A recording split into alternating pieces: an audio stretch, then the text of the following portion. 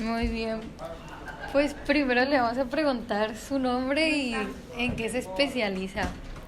Bueno, yo me llamo Álvaro Martín Acosta Padilla y me especialicé en medicina familiar. Ok, muy bien. Vamos a empezar con las preguntas. Dice, ¿cree que influyen los factores psicológicos o sociales en el mantenimiento de la salud? Por ejemplo, las características de la personalidad, del estado de ánimo, la relación de la persona con sus familiares o personas con quien convive.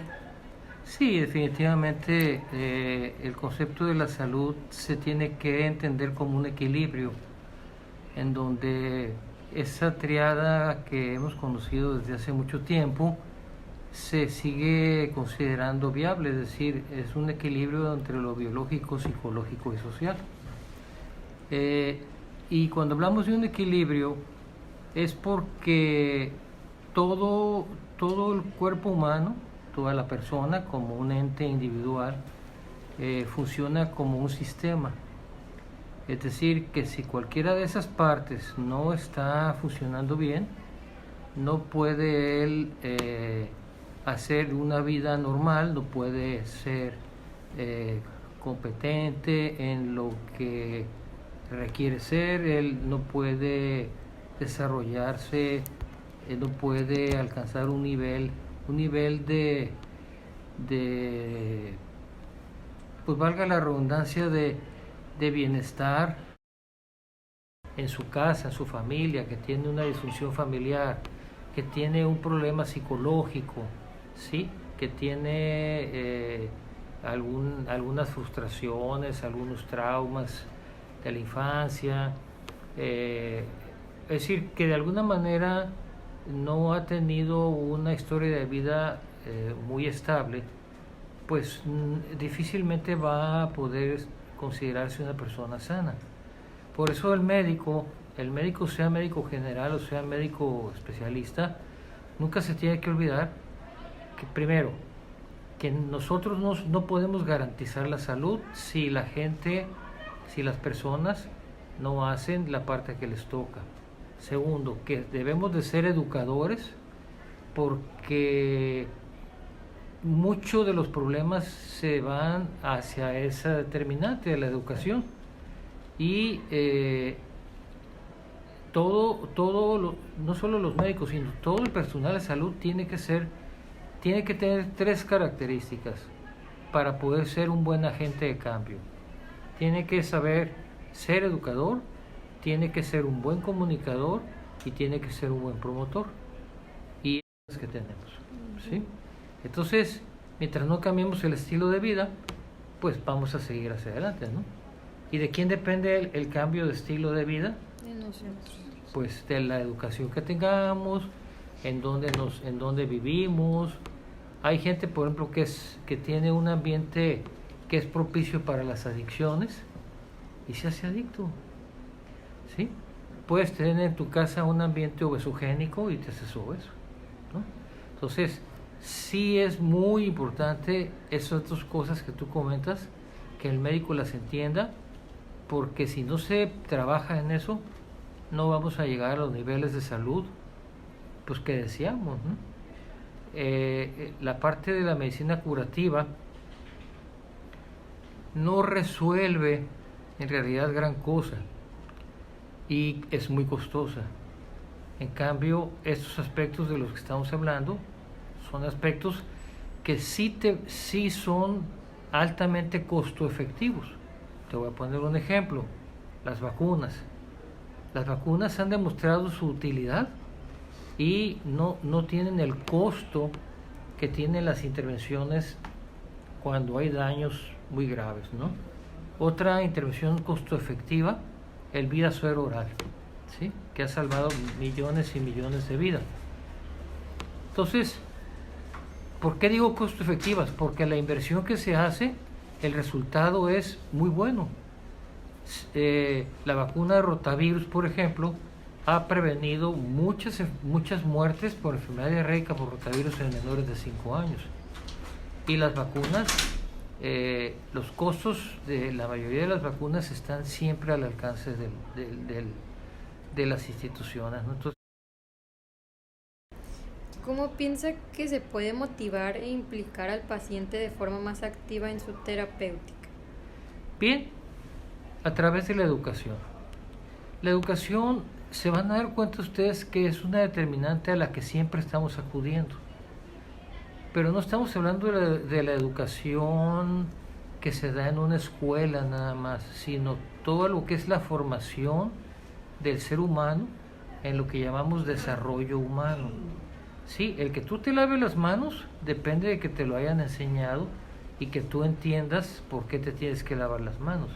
Entonces, toda esta parte es la que más trabajo nos cuesta, porque la población piensa que tratándose de salud o de enfermedad es responsabilidad de los médicos o del sector salud, y eso es un error, ¿no? Entonces, ejemplos clásicos: dengue. ¿Por qué se da el dengue? Porque hay criaderos de moscos. ¿En dónde están los criaderos? Pues en tu casa, ¿sí? Entonces, culturalmente tenemos la costumbre de guardar cosas, ¿sí?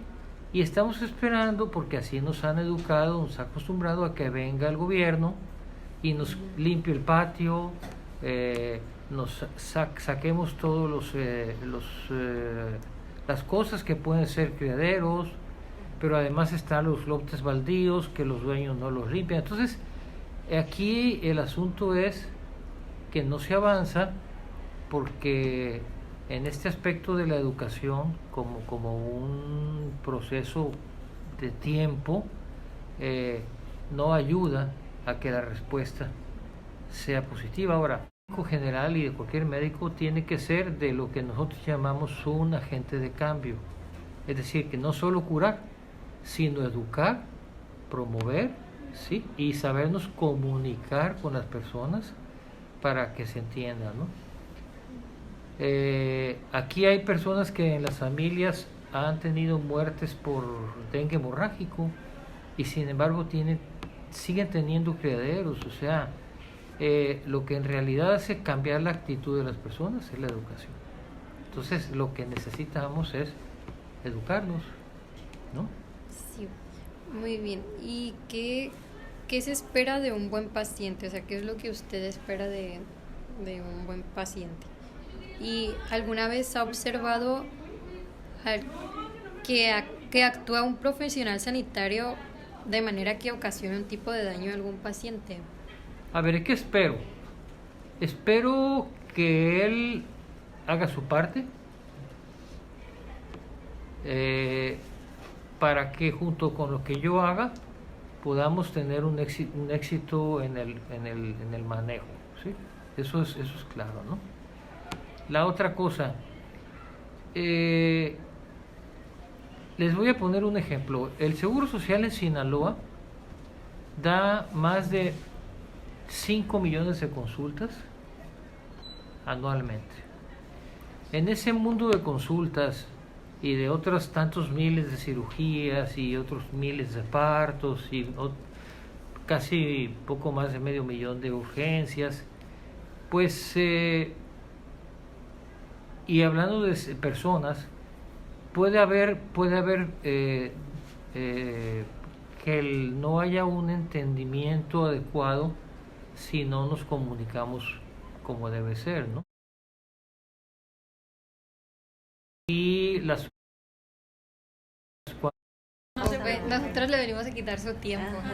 no, me da mucho. O a las personas se les ha hecho creer que nada más tienen derechos, pero no les han dicho que tienen obligaciones o responsabilidades. Entonces, ahí hay un desequilibrio, ¿sí? Entonces, eso lo que pasa es que lleva a un desencuentro. Entonces, tú le dices a una persona: oiga, es que tiene que hacer ejercicio y lo veo aquí en 2 meses. ¿Qué tanto ejercicio hizo? No, pues no hice ejercicio. Entonces, ¿cómo vamos a hacerle para poder resolver el problema? No, pues, doctor, pues yo vengo con usted para que usted me cure, ¿no? Entonces, no aceptamos que tenemos responsabilidades. Y eso pues es el problema que ha existido durante mucho tiempo, sigue vigente, y esperemos que las nuevas generaciones de médicos generales entiendan que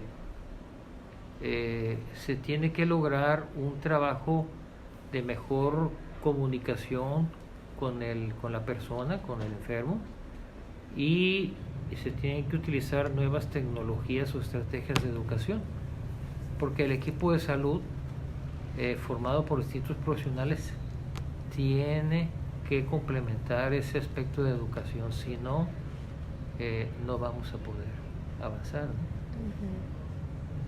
Bueno, pues muy bien, muchas gracias. Discúlpeme la llamada, pero no, es no que... se preocupe, nosotros le venimos a quitar su tiempo. Ajá. No, me da mucho gusto. Miren, ¿ustedes de qué semestre son?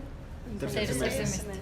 Ustedes van a ser médicos y van a ser una generación de médicos que les va a tocar vivir otras cosas que nos tocaron a nosotros.